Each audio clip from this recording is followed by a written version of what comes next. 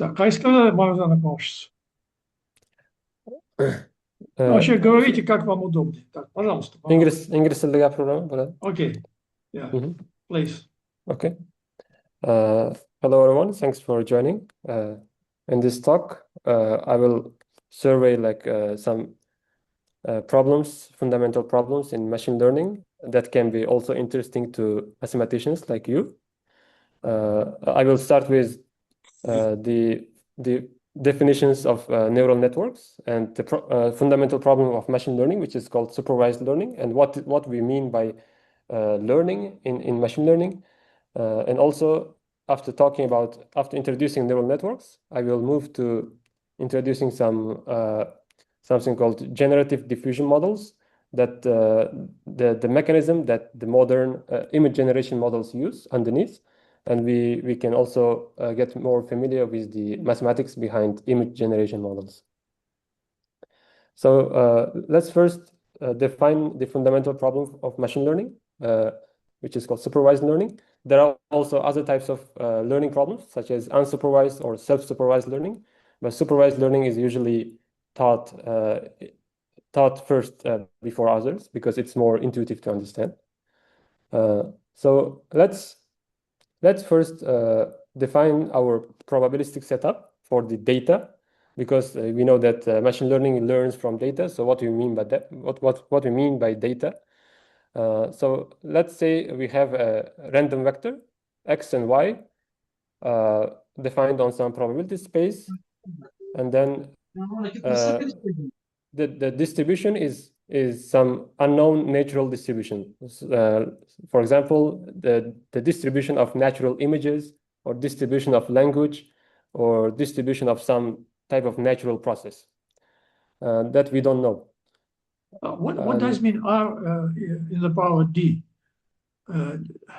This means the x D. What is D? It's D is understandable, but so you didn't explain what is the meaning of D capital.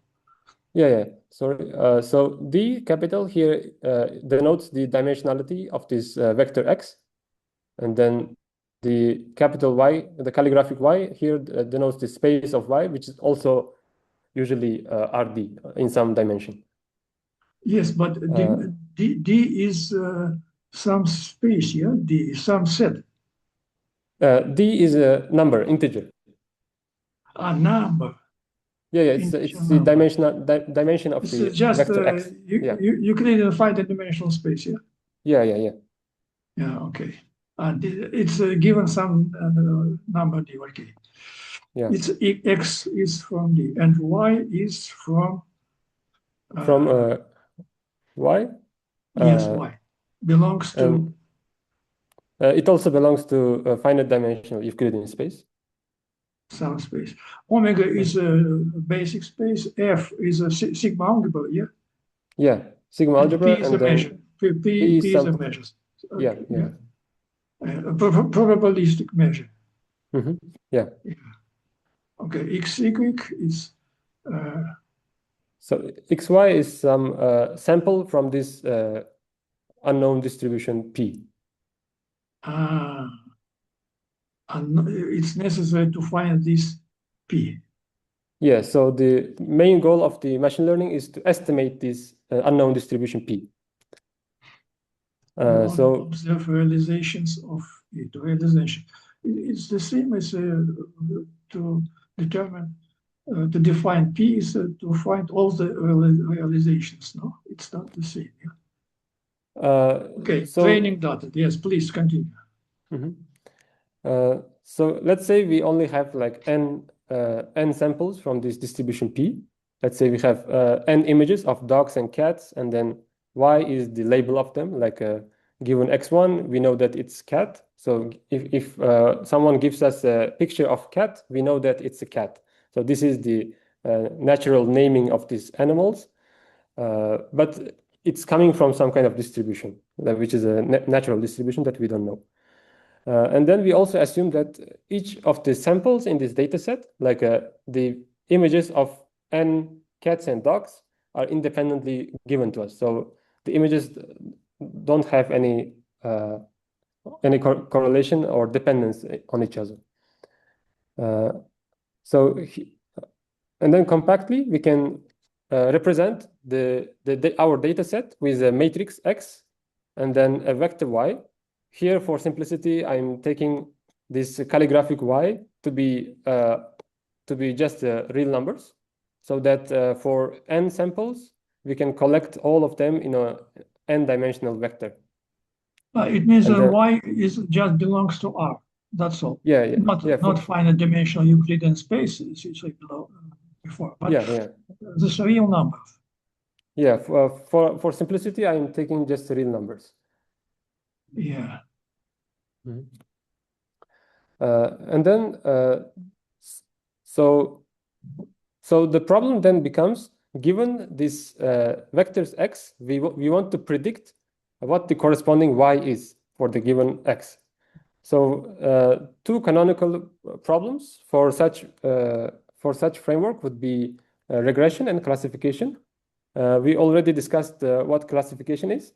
So given image of dogs and cats, we want to classify them as dog and cat. Or given some set of emails that we receive in our inbox, we want to classify them as spam or not spam. And K is greater than 1. K. Yeah, capital is greater than 1. Yeah, capital is greater than 1. In other cases, it will be the same as regression. Yeah. Yeah. In regression, the variable y is it's a scalar value, and then it can be continuous, so that it's not just discrete. It can be like temperature, it can be the house price, or stuff like that. So given this data set, xi and yi, we want to find a predictor function f that maps from the space of X to space of R, in this case from RD to R, with parameters theta. So this theta just denotes all parameters of this parametric function f. So we want to find the optimal parameters theta such that this parametric function f approximately equals to yn when the argument is xn. So basically, given n points, we want to find a function that approximates this mapping from xn to yn. And then, so in practice, in theory, we can have infinitely many such functions. So we want to define the quality of such prediction. To measure the quality of prediction, we introduce something called loss function, which is a function of two variables. The y hat is our prediction of f. So basically, this value is denoted by y hat. And then this y is the actual y that we want to predict. So this function measures the error between our prediction and then the actual y that we want to predict. So how do you find these optimal parameters? Defining this loss function. It's called loss function. What we do is we minimize a quantity called empirical risk. So what is empirical risk? It's basically an average of all loss values summed over all of our data set. So for each of our data set xn and yn, we compute the loss value for our prediction and the actual yn, and then we take the average. And then we want to minimize this error or loss with respect to our parameters theta. And the ultimate objective would be usually n capital is very big. There is connection with big data. Yeah. So n is usually very big. It can be millions, it can be billions. So it's very big. Yeah. Okay. Usually about from 100,000 to 1 million, maybe, practically. If you're talking about like a very big, large language, like when you use machine learning machine. Yeah. So it's about 1 million and something like this. Yeah. Yeah. Okay. Yeah, and definitely we cannot compute it by hand. So it's usually given to computers to compute for us. because But you n need is too to, large. but you need to have such a data. For example, if you try to recognize the license number, you need to have the pictures of at least 1 million cars. Yes, Yeah. yes, that's right. And it was how to say? Okay, please continue. And then our ultimate goal is to minimize this loss function, the expectation of this loss function with respect to our data distribution, which we don't know. So in practice, we can argue that due to law of large numbers or central limit theorem, when n is large, it's reasonably close to the actual expectation. So that's why in practice, we use the average empirical risk. And some examples to loss functions include squared loss, which just takes the Euclidean difference squared, or the L1 norm, or some more complicated loss functions such as cross entropy, which all of them are used for different tasks in machine learning. And then for each task, as you can tell by now, we might need to design our own loss function so that we find the good data. So in some, for example, when the predictive function is parameterized as a linear function, x times theta, where theta becomes matrix in this case, the squared loss gives us the problem called ordinary least squares. It's also encountered in statistics or some basic probability problems. And what are so we've seen examples for loss function, and what are the examples for predictor functions? Some examples include a linear predictor, which is parameterized as a linear function, polynomial predictor, which is parameterized as a polynomial function of x, depends on the dimensionality of x, of course. And then the third class, which is the topic of today's talk, is the neural network class. So neural network is basically a composition of linear transformation and nonlinear transformation.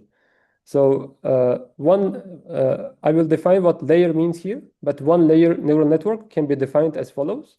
So given an input x, which is a vector in RD, we first transform it with a linear transformation, matrix A and vector B, and then we apply some nonlinear function on each element of this vector separately. For example, the nonlinear function can be like a maximum of 0 and z, which is just the piecewise linear function. And then in the next slides, we see that having this simple nonlinear function applied on each element of the corresponding linear transformation gives us some very good properties for this class of parametric functions. So we call these parameters A, W, and B learnable because the loss function is optimized with respect to them. And because we have this nonlinear function, it's nonlinear in parameters. So if we have n samples in our data set, why just we don't use interpolation method that we know from basic mathematics course, like a Lagrange polynomial interpolation or something similar? Why do we need to learn the predictive function? So here I show two illustrations in two cases: noiseless data, which is just clean data, and then noisy data. So let's assume our data has a linear correspondence, linear mapping. So from x to y, the mapping is actually linear. And in that case, interpolation and then the linear predictor function would give the perfect prediction. You can see that both the linear fit, which is learned, which is this function here, and then the interpolation, which is the blue line, overlap, which means they give the same. They can find that the data pattern is linear.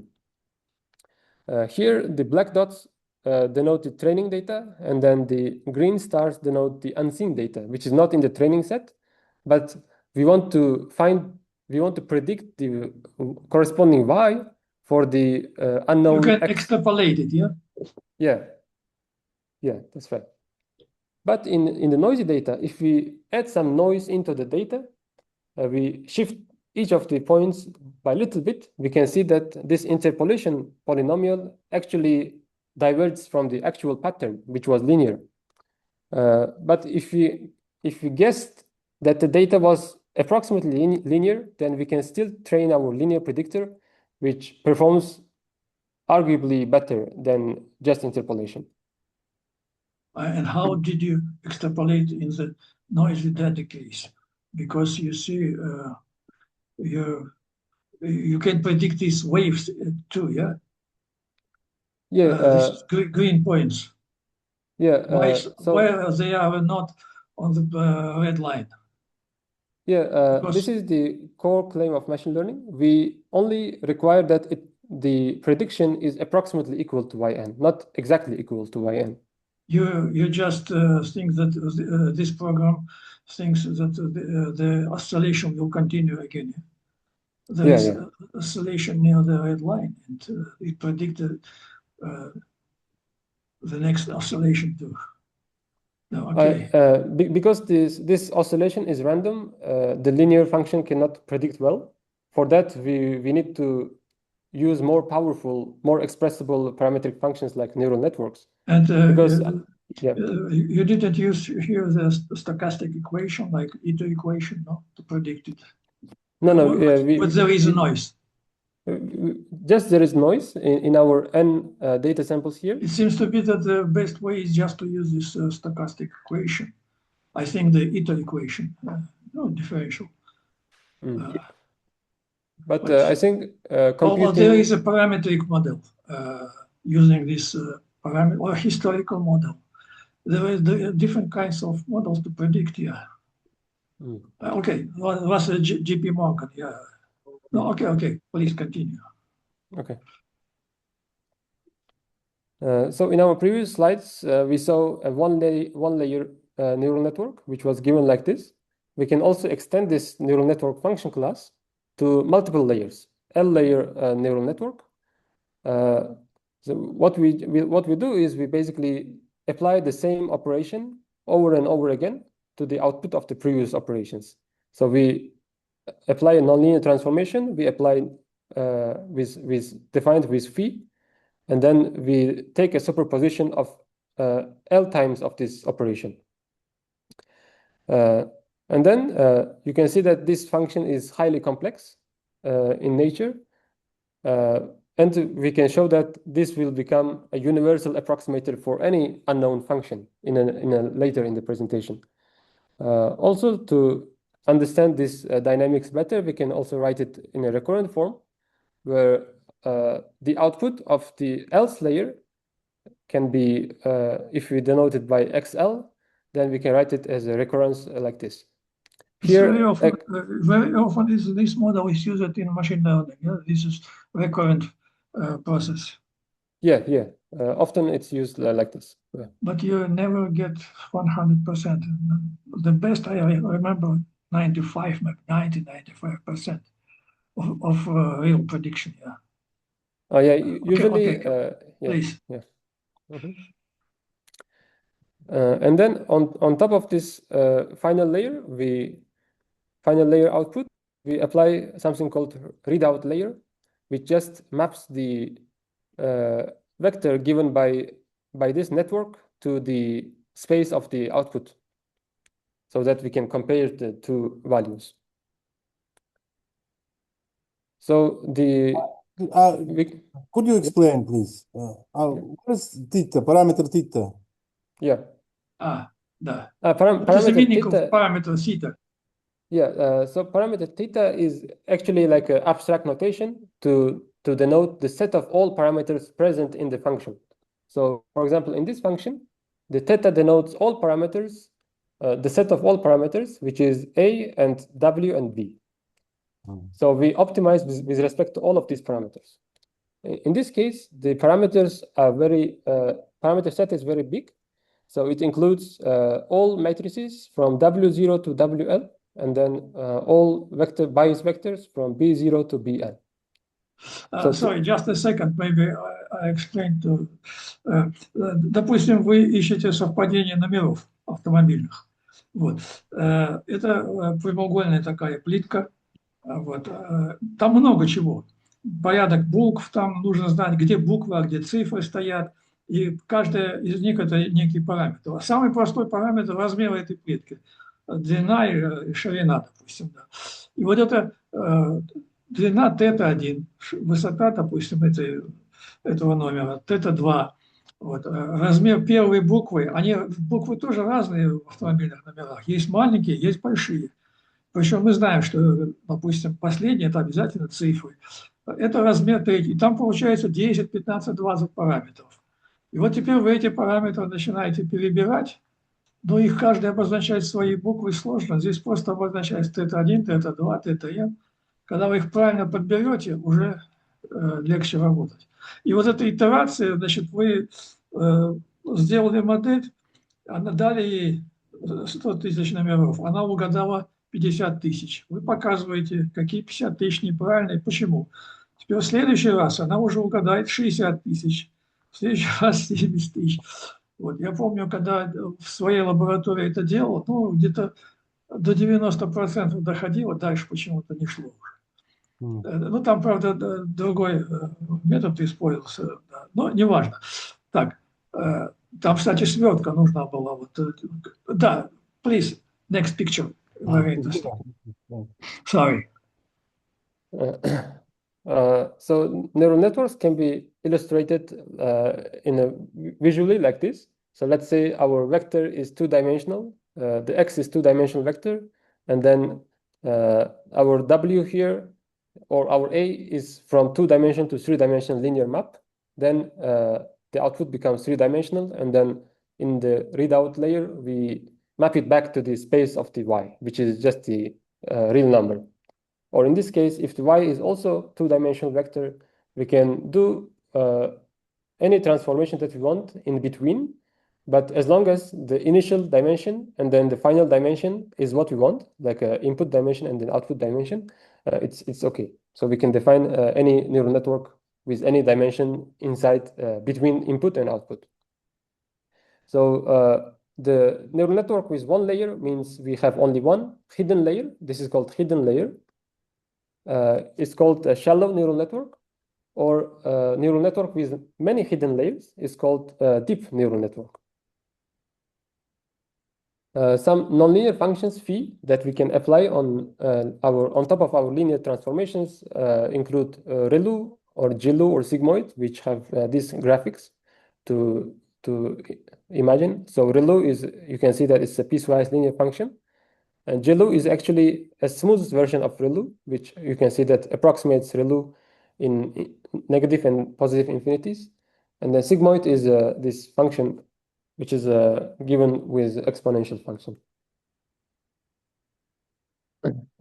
So a concrete example would be solving a linear predictor and finding optimal theta's. So in linear predictor, we have already mentioned that the theta is just one matrix, which maps from X to Y.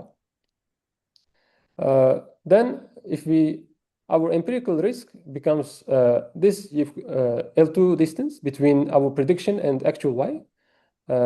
If we take the gradient with respect to theta, it becomes like this. So when we want to solve for optimal theta, we set the gradient to 0, which gives us the following optimal parameter for our linear predictor. You are looking for a maximum, is that okay?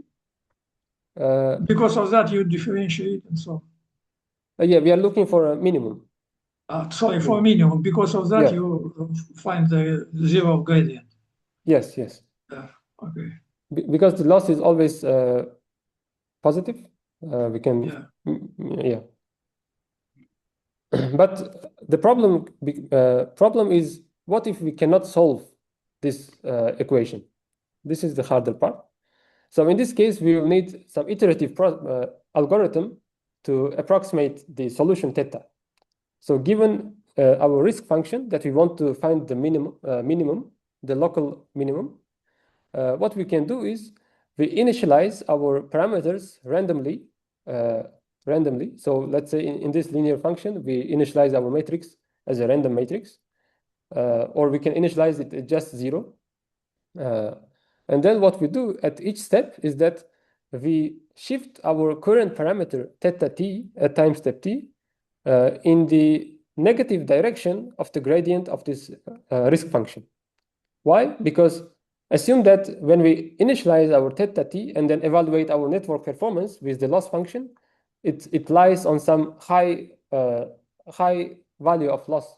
But we want to move it so that the loss function decreases. So the gradient is actually gives us the direction in the loss landscape that points toward the decreasing direction of the loss landscape. So that's why if we apply this iteration multiple times, we can see that depending on the initial point, we can land in some local minima of the loss. So this surface just illustrates the loss landscape. So this is called, this algorithm called gradient descent. But what if the network is highly complex, like our deep neural network, which is a composition of many functions? Then the loss actually just can be computed as a chain rule of the loss function up to the layer that we want to optimize for. So, sorry, if this L is in the index, it's or a superscript, it means the index of the layer. If it's not index, it means the loss function. Sorry for the notation. But then there is this poses something called a vanishing gradient problem. So if we have a very deep neural network, then this gradient is become very small, because you can see that this is a product of many factors. In some cases, we can show that the magnitude of this product is actually tends to 0 as the depth of the network increases to infinity. So it means that it gets harder to train the initial layers of the neural network. And for this, to find the optimal theta, we need to do a lot of iterations of such algorithms, which can be expensive in practice. So this is the first problem that we face with this deep neural network, which has multiple superpositions. So I won't talk about the details, but it's just. But why W is the same? W needs it can depend on J, no? W. What is it? Yeah, W? W is our. So for simplicity, I'm taking all the W's first to be the model, same. yeah? W. This. Yeah, for simplicity, I'm taking every W to be the same. W is the same. It's not changing. Yeah. Yeah. It's a norm of W. Yeah. Okay. Yeah. So in some cases, we can see that the gradient tends to 0 as these W's, the number of W's increase, number of layers increase, which is bad. You need to have the W small enough. Yeah, less than 4. Yeah. The norm must be less than 4. So this was W. The spectral radius. Yeah, less than 4. The norm is less than 4. Yeah. Yeah, so if the norm of W in some sense is less than 4, then we can see that it converges to 0 exponentially. So this means that the training gets very slow because it requires a lot of iterations of the gradient descent. It means that you need to introduce this W very careful. Yeah. So the solution for this is something called a residual network. So we have seen that in deep neural network, what we do is we take our current output and then linearly transform and then take a nonlinear transformation of this and use this as an input for the next layer. But then you can see that it can forget a lot of information about the actual input to this layer when we do it multiple times. So what residual network does is it changes how this recurrence works. So instead of just using the output of phi as an input for the next layer, what we do is we take the output, it should also be phi, but with parameters denoted as theta. So we take the output of the current layer of the network and then combine it with the input of this network, of this layer of the network. So for illustration, you can see that this is our linear transformation, this is our nonlinear transformation, and this is the linear transformation of the next layer. So instead of just you need to find the zeros of f, no? we need to find the zeros of loss function. Not of f capital, no? Not of the f capital. Okay. F capital is just our predictor function. Yeah, but when z is a zero of f capital, the limit, I think, of z. Oh yeah, that's right. Yeah. It must go to as a limit to have zero these functions, I think. Yeah. And so theta is fixed, yeah. Okay. Yeah. You didn't change fixed at every step, at every iteration. Oh yeah, that's right. Yeah, okay. And then we can see that when we add this term into our output of the layer, when we compute the gradients, the Jacobian actually has this identity term because we have this trivial identity in our differentiation. So the gradient of loss function with respect to theta can be, by chain rule, the gradient with respect to z, and then the gradient of the z with respect to theta. So we can see that when computing this, in the Jacobian term, we have this identity plus the original Jacobian, which tend to 0 when the radius of W is less than 4. So in this case, the product of this never goes to 0 because it always combines with identity matrix. So even if the norm of the Jacobian, this one, is approximately 0, this product still stays constant order. If the norm of JL tends to 0 with how to say this? With number of layers. With number of layers. Yeah. If it tends to 0 very slowly, in this case, maybe it's not or of 1. It's not bounded, maybe. Yeah. Okay, faster than 1 over L squared, for example. Yeah. Okay. So yeah. So now we talk about why such function classes called neural networks are important for machine learning. So we introduced some theorems that shows the function of neural networks is universal approximator in some function spaces like continuous function, and then there are also some recent results that shows that it's a universal approximator in sense of in the space of LP space, in LP space.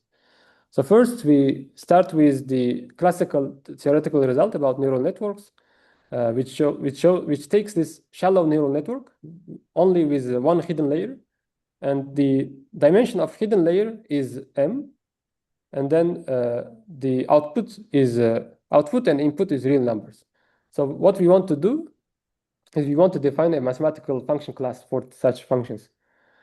So shallow neural networks can be mathematically defined in this form.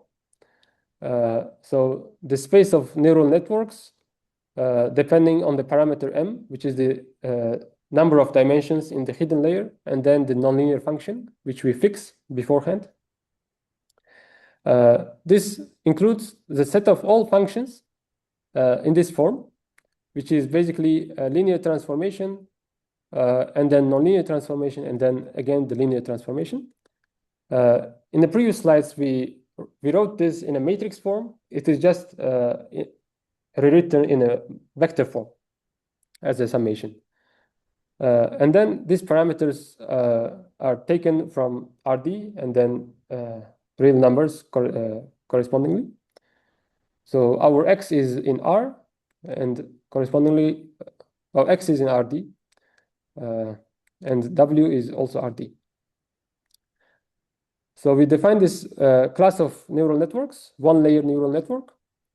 And then you can see that this is nonlinear space because the linear combination of two elements does not need to belong into this function space again, because these parameters can be very different. And then the choice of sigma is still similar to regular machine learning activation functions, maximum, this, or sigmoid, or soft plus, and similar functions. So we want to show that this Sorry, function class. previous slide, please. Yeah, this HN neural network M with Yeah. M. M is a number of this functions. Number of terms. Yeah. And sigma WX, M is fixed. And if F1 belongs to HN and M, and only that, and VJ may be arbitrary, yeah, or some VJ is arbitrary. Bound to, and does not imply that. Why it doesn't imply? Because when we take a linear combination, sigma with different parameters does not become sigma. Yeah. WJ depends on X, but WJ does not depend on X. It's just a why parameter. lambda 1 F1 plus lambda 2 F2 doesn't belong to H and N in general. What does it mean? It seems that it belongs to that. The number M capital is fixed. In case of lambda 1 F1 plus lambda 2 F2, maybe the M will be greater. Yeah. For the sum. Yeah, so we cannot merge two sigmas, so it can be larger than M sometimes. And the number M capital became greater, maybe. Yeah. If H and M, if M will be arbitrary, in this case, maybe it's linear, yeah, but because M is fixed. Yeah, okay.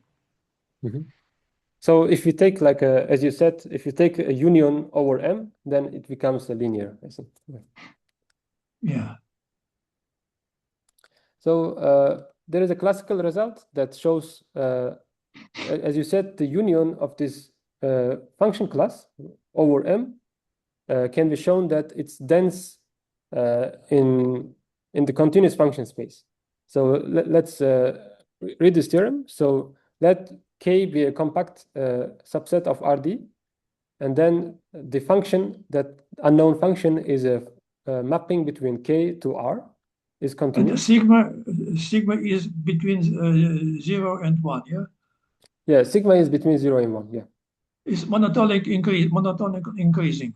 Yeah, that's right. Yeah, it's necessary. Not necessary, maybe. Not necessary to be monotonically increasing, yeah. And just... actually, these two conditions is enough. This is enough. So we don't require monotonicity explicitly. Yeah. And maybe in some points, sigma z may be greater than 1, no? Yeah, it can be greater than 1, yeah. Okay, then for every epsilon, there exists f m greater than 1. That's in this case here. S is this S is this set, yes. Yeah. And then for there exists f such that f minus f star is greater than epsilon.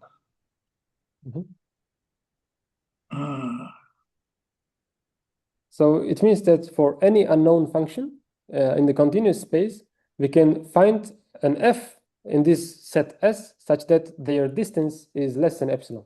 So we can approximate until epsilon precision. So it's dense. This set is so the set S is dense in continuous functions. Dense inside this C of K, yeah, C of K. Yes. Is a dense subspace of C of K, and but it's infinitely dimensional. Yeah, S. Yeah.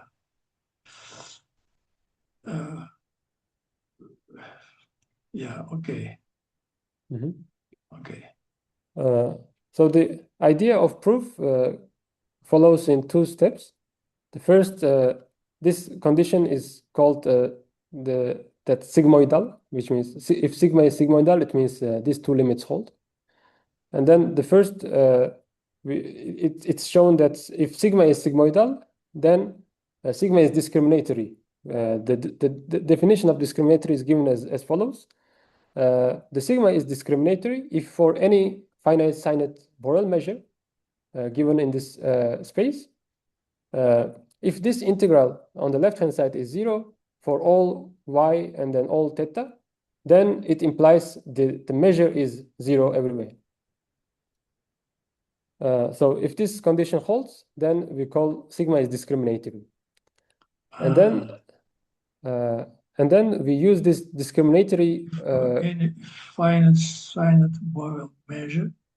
Yeah, signed. That means it can be positive and negative. It doesn't matter. yeah, it can be positive and negative. Yeah, sigma y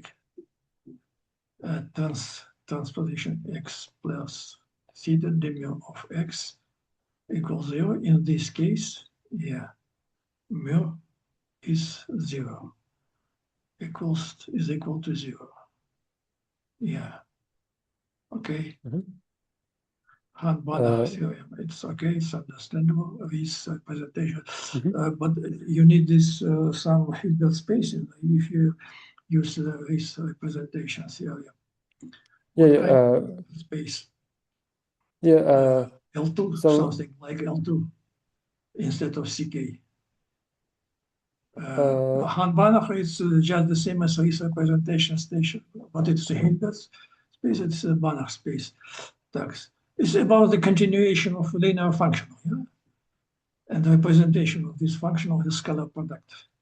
Yeah. So the Han-Banach gives a linear function.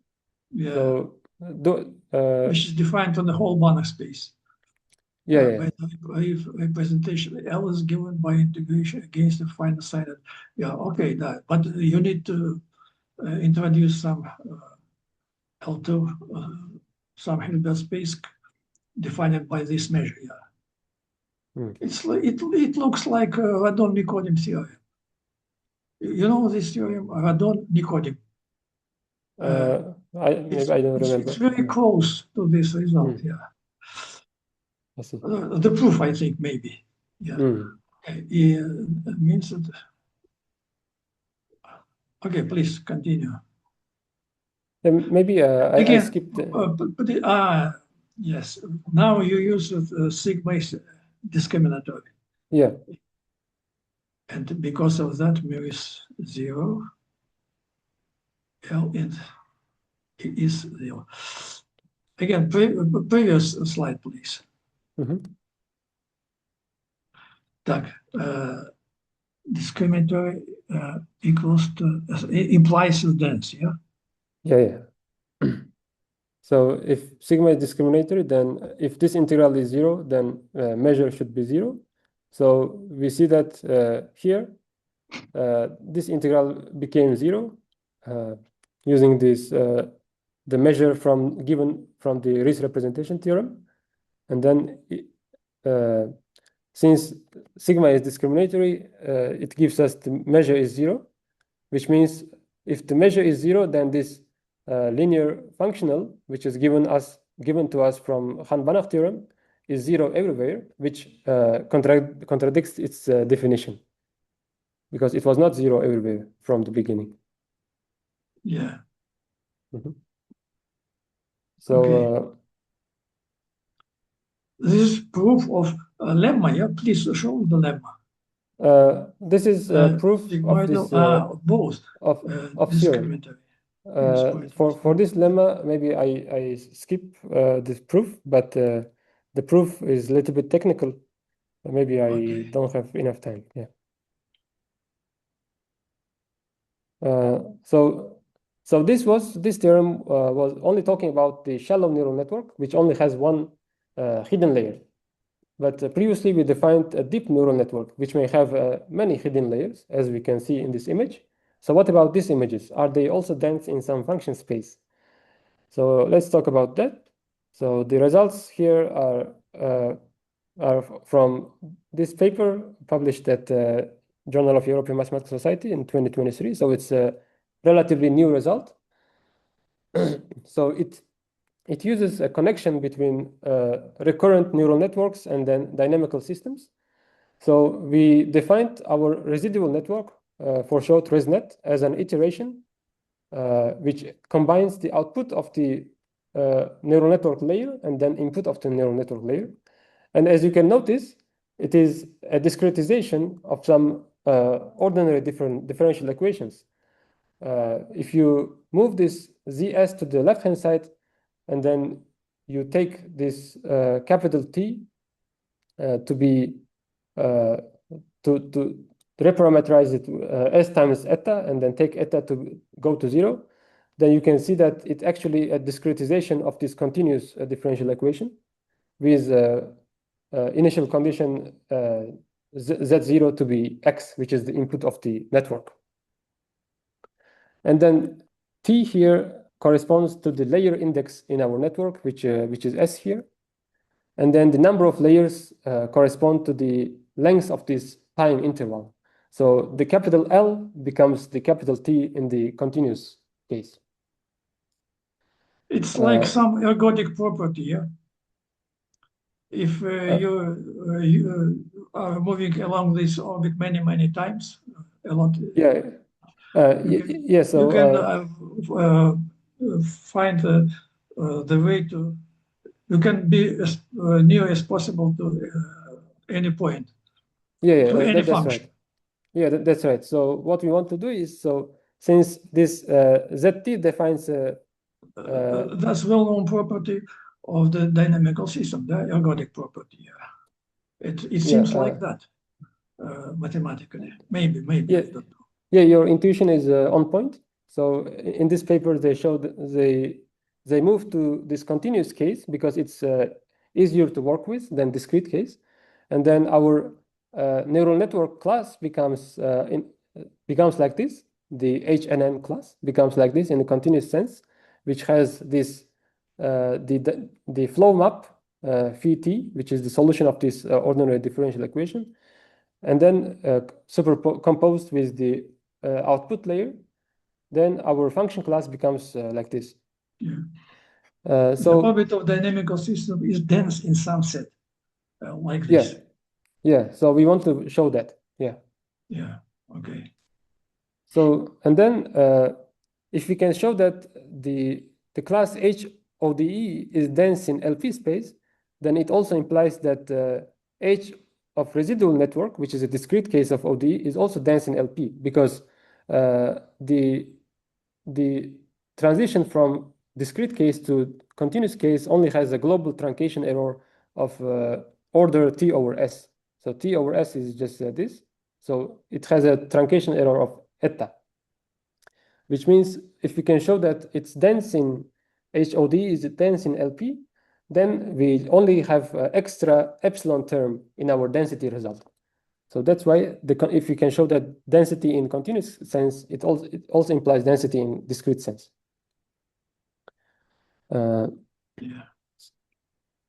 So to present the result of this work, I will need to first introduce some function classes. So the first function class is the well function, which is Lipschitz function from Rn to R, is called the well function if there exists a bounded open convex set omega, which is a subset of this input space omega, such that all zeros of this function h is equal to this closure of this set omega. And the vector valued function h is called well function if each of these components is a well function. Do you need to add that this convex set must be the same for all I? Not Yes, yes. necessary, Uh, or not necessary. so we can define this omega for a vector as a, I think, No, the I said yes, yes. Omega. Omega may be different, and the intersection may be empty set. No, it's so we require this to be open set. So I think if the intersection omega is is the same for all hi. I think it can be also different. Just we need to make sure Intersection that may be empty set. intersection is not empty. Oh, it means We that some subspace of omega is the same for all hi. Yeah, that's right. Yeah. Is the same as just you suppose that omega is the same. Because you can have the intersection of all omega and denoted by omega again. Oh, that's right. Yeah. So we can Because just if rename. there exists, Yeah. it's not necessary to be Yeah. as big as possible. Yeah, that's right. That's right. Yeah. There exists. You can take as a omega the intersection of this omega I. Yeah, that's right. Yeah. So we can actually also take all omega to be the same. But Yeah. but it's impossible if the omega I the intersection is empty set. Yeah. It's impossible. Yeah. Okay. You need to just to correct this definition. The last part is a well function for each component hi with the same omega. Yeah. Okay. Thank you for noting that. So an example of a well function could be given by this ReLU function, which the ReLU is again the maximum of 0 and then argument. So it's this piecewise linear function. If you look at this function, the zeros of this function is exactly the set, the interval Q1 to Q2. So it satisfies this definition. And here omega becomes this interval. And the second definition we need is that to define something called restricted affine invariance. So the family F, the function family F, is called restricted affine invariant if you take any element from F from this capital F, then it implies that this transformation is also an element of F. So here the B is any vector in n-dimensional space. D and A are n by n diagonal matrices, and D is a special matrix with all elements on the diagonal to be 0 or plus minus 1. And A is a special matrix with all diagonal elements have absolute value less than 1. So if this condition is satisfied, then we call the family F to be restricted affine invariance. So we can note that this is actually weaker than affine invariance, which includes all affine transformations. So this transformation enables us the basic translation invariance and then coordinate-wise rescaling. So we can rescale each coordinate of the vector Z with our matrix A, and then we can flip the sign of the coordinates of Z with our diagonal matrix D. And then the theorem is as follows. So let n be greater than 2 and f be f from Rn to Rn be continuous. And then also suppose that the family F and then the family G satisfy the following three conditions. So for any compact set K, there exists a Lipschitz function G in the terminal family such that the image of G covers the image of F. So it covers all possible values of F. And also the second condition is well function. So this set contains a well function, at least one well function. And then the third condition is that the restricted invariance on F. So the function class F should be restricted invariant, affine invariant. then the result, the claim is that then for all p greater than 1, compact set K, which is a subset of Rn, and any epsilon, positive epsilon, there exists a function in our ODE function class, which is a continuous of our ResNet, residual neural network, such that it can approximate the given function f with epsilon precision in the LP norm, LP space.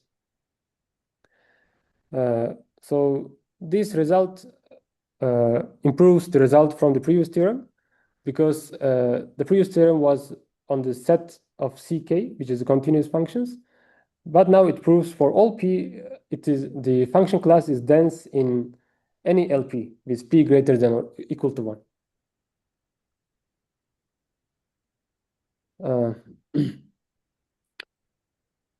Okay.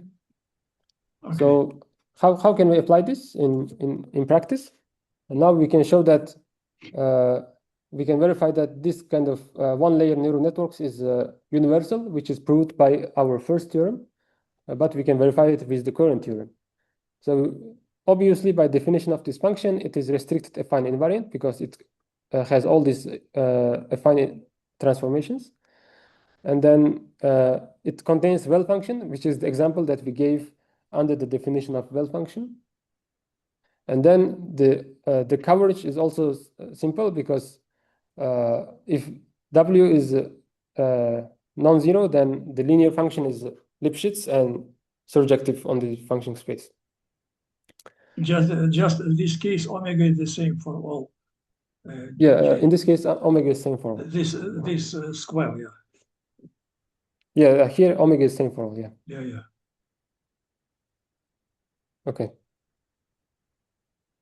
Do we still have time, or it's intended to be 1 hour? Formally, you have 2 minutes more. Oh, I see. But you try to continue. Okay.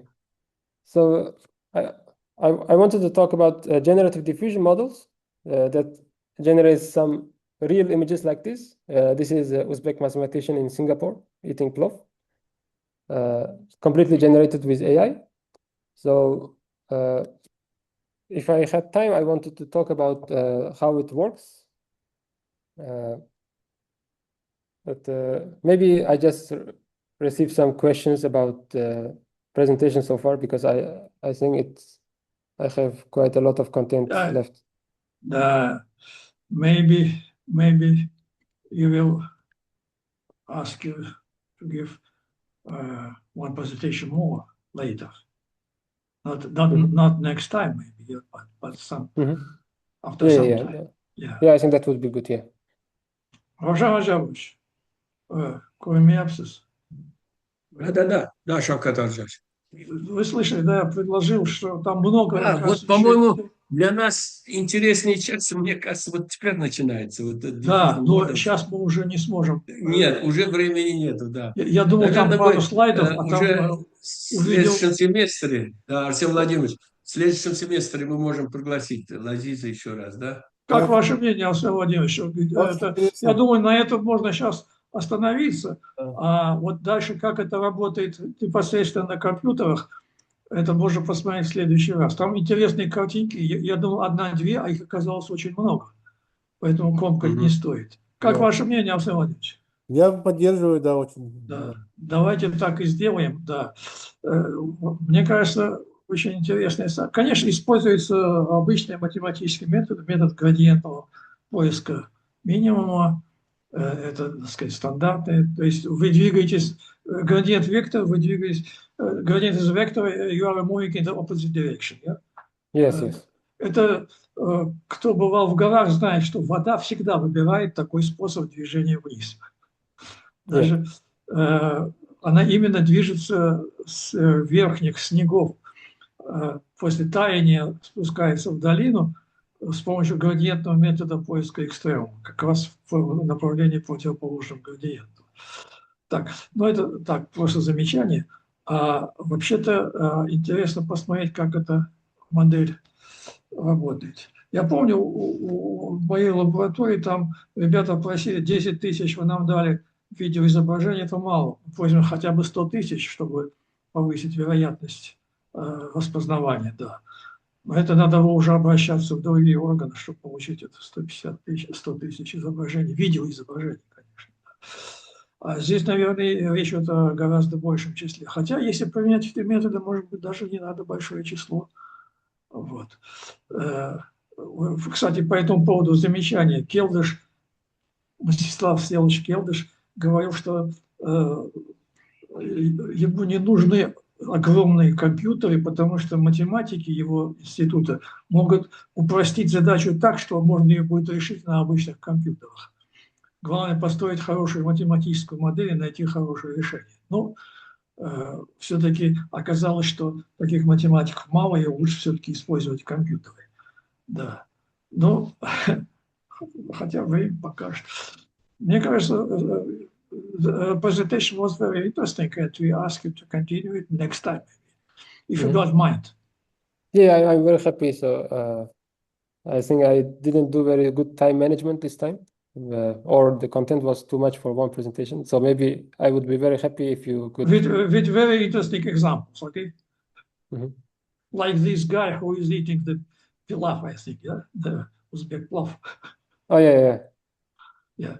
Как раз этот, ваше сообщение Бахафадан Хаитку, да, Хаитиз Мубарак Бусан, как раз это к празднику, который наступает через неделю. Надо будет Рапакуна Оштайоташимский время.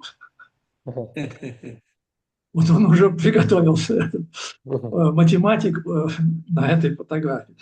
Any questions? Есть вопросы? Савол Лабама? Или так, в общем, перебивал его много раз. Ну, чтобы были много вопросов, да, наверное, надо будет еще раз его послушать, да? Вот. Нет вопросов. Тогда позвольте от имени всех поблагодарить докладчика. Thank you very much for very interesting, very interesting presentation. Yeah, and we hope that we will listen to you next time. Yeah. Okay. So thank you very much for listening and joining. Да. Всех тоже благодарю. Большое спасибо. Сейчас, секунду. Так, что-то я исчез. Да. Всем всего хорошего. Рахмат. Шавкат Аржанович,